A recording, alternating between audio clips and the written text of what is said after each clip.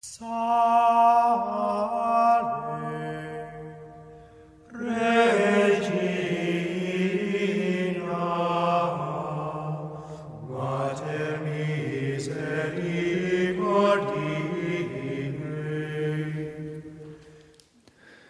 Today is a vigil of the Apostles, the celebration of the solemnity of the Apostles Peter and Paul, the two pillars of the Church, the Catholic Church, our Catholic faith. The pillars and the strength. When we talk about pillars, we talk about strength, but we also talk about truth. Truth is a strength in the Church. Without truth, you have confusion, you have shakiness, you have indecision, you don't know where to go, you don't have guidance. But here with these two persons of Peter and Paul, they represent the truth, they represent strength, and they represent love too, the love of God in the Church. We're not just truth, we're not just slamming our fist on the table and preaching the truth, you accept it or you're damned. There's the truth and there's also love. But with them both there is the strength. And that's the strength of the Church and the strength that these two people represent. We don't just have a Bible to thump, we don't just have words to preach. We have people too. People who represent the truth, represent Jesus Christ. And we have the first two representing in the most solid way, Peter and Paul, who represent the truth. And we have their successors down to this day, the Peter of our day, Pope Benedict, and the bishops in the Church. They are people, and they represent the truth.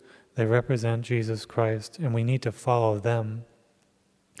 Our Church is visible. It's not just words in a book, but it's a visible institution represented in persons, in people, in human creatures, in human men who are fallible in their behavior, but not in their teachings when they're united to the teachings of the Holy Father, in teachings of faith and morality.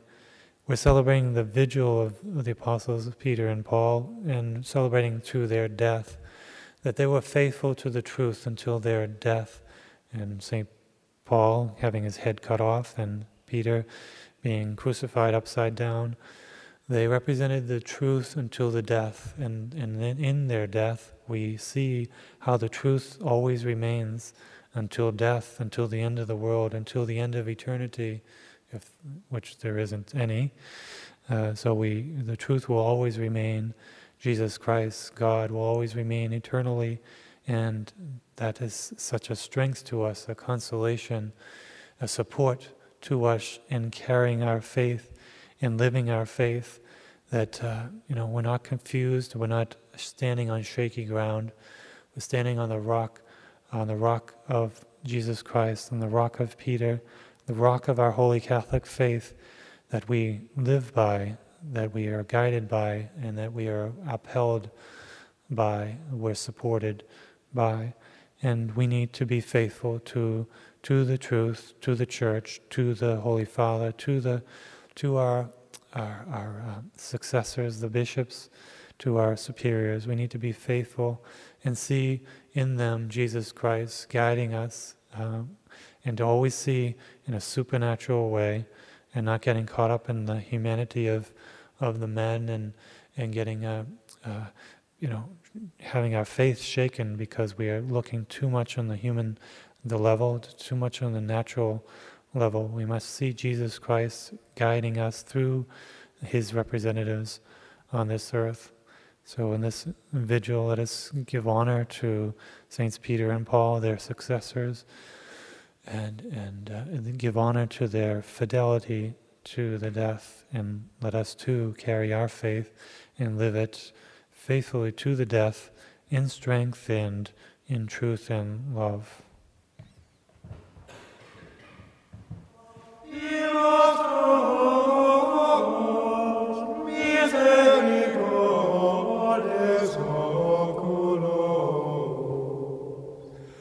Ad nos converte.